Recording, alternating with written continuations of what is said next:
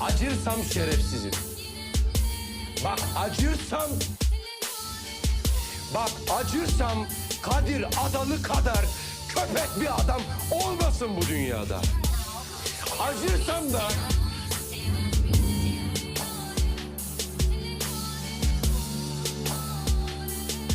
Benim karımla kızımın elleri benim yakamdan inmesin. Acırsam namerdim lan.